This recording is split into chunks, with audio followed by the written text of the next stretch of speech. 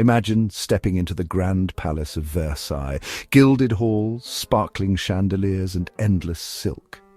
But beneath the glamour, a stench so powerful it clung to every surface. Welcome to the real Versailles, where elegance masked filth and discomfort. Today we're pulling back the curtain on the unsanitary lives of the noble women who walked these halls. Dripping in jewels and powder, they endured conditions we'd find horrifying. Get ready, we're about to reveal the 5 worst hygiene habits of royal women at the height of French power. Let's dive in. Bathing, so basic for us, but for a noble woman at Versailles, it was rare and even feared. Doctors believed hot water opened pores to disease, so full baths were avoided. Instead, cleanliness meant a dry rub-down with a linen cloth, sometimes dampened with alcohol, vinegar, or even saliva. Only the face, neck, and hands got attention. The rest stayed hidden under layers of clothing. Sweat, grime, and perfume built up day after day. The goal wasn't to be clean, but to clean, dousing themselves, their clothes, and even furniture in heavy animal-based perfumes. Full baths were rare, complicated, and often communal. Lower-ranking women bathed last in already used water. Dirt was seen as a protective barrier, so actual washing was an afterthought. Clothes were rarely washed, elaborate gowns were simply aired out or perfumed. The stench was woven into every aspect of their lives. This aversion to bathing set the stage for all the other hygiene horrors at Versailles. The illusion of cleanliness mattered more than the reality. Imagine the discomfort-heavy, restrictive clothing, no showers, and constant irritation. These women were icons of fashion, yet lived in filth, unimaginable today. Next time you see a serene duchess in a portrait, remember the months of grime beneath the powder. The belief that water was dangerous shaped their world and their misery. The baseline was don't wash, and things only got worse from there. The irony, the most privileged women in Europe were also some of the dirtiest. Their lives were a performance, and cleanliness was just another illusion. The real Versailles was a world where beauty and filth coexisted uncomfortably. So, as we move on, brace yourself, the worst is yet to come. The next horror? Where all that filth went. Let's talk toilets. You're not ready. Versailles. 700 rooms, thousands of people, and almost no toilets. The main solution? Chamber pots, often ornate, but still just pots. After use, servants tossed the contents out the nearest window, right into the gardens or courtyards. Strolling the grounds meant risking a surprise shower from above. No public restrooms meant hallways, stairwells and corners became impromptu toilets. The cleaning staff couldn't keep up. The palace reeked of waste. Wiping? No toilet paper. Just linen cloth, sponges, leaves, or even hands. Hand-washing was rare, spreading disease with every touch. Flies, rats, and pests thrived, turning Versailles into a breeding ground for illness. Dysentery, typhoid, and cholera were constant threats. Even the king's waste contributed to the crisis. His commode was just a fancy chamber pot. The sheer volume of human waste created a sanitary nightmare. Noble women navigated hallways slick with filth, holding up their gowns and trying not to breathe. The palace's beauty was a thin veneer over a pit of decay. Priorities were display and power, not health or comfort. The most beautiful palace in Europe was, in reality, an open sewer. The contrast between splendor and stench is almost unimaginable. This was daily life for the elite. The lack of sanitation is one of the most shocking truths of Versailles.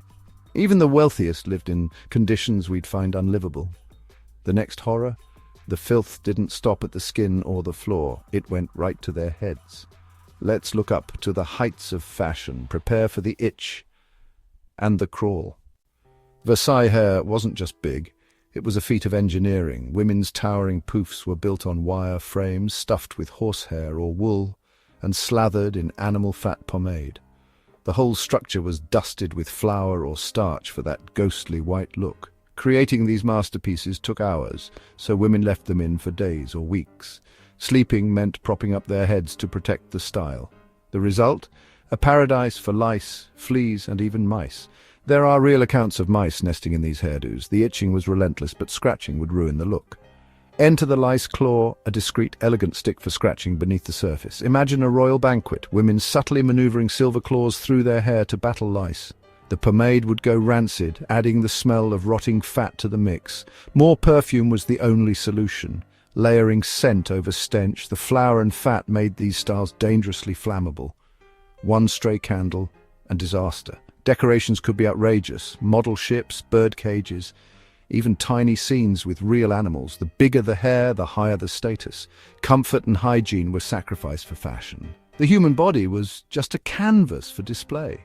Beneath the powdered perfection grease, vermin, and constant discomfort, the height of fashion was also the height of filth. Next time you see a portrait with towering hair, remember the reality beneath. Beauty was pain and sometimes a fire hazard. The obsession with appearance trumped all else. Hygiene was an afterthought if it was thought of at all. The next horror, the kitchens where filth met food. Let's head downstairs. If you thought the kitchens were clean, think again. Versailles kitchens were plagued by leaks, with sewage sometimes dripping into food prep areas. Rats, mice, and cockroaches ran rampant, contaminating everything. No refrigeration meant meat spoiled quickly. Chefs masked the taste with heavy sauces. Food traveled long distances through filthy corridors, arriving cold and contaminated. Stomach ailments and food poisoning were common at court. Even the king suffered from digestive issues thanks to the state of his kitchens. Water for cooking was often drawn from contaminated sources, adding bacteria to every meal. Vegetables were rarely washed, and boiling didn't kill all the germs. Cooks worked in hot, crowded, filthy conditions, battling pests and spoiled ingredients. The royal banquet was a gamble with every bite. A beautiful pastry could hide rancid cream, a savory pie, spoiled meat. For noble women, a sudden illness at the table was both a social and physical disaster. The link between filth and disease was unknown. Germ theory was centuries away. The royal family ate meals that would horrify a modern health inspector. The grandeur of Versailles masked a daily struggle with contamination.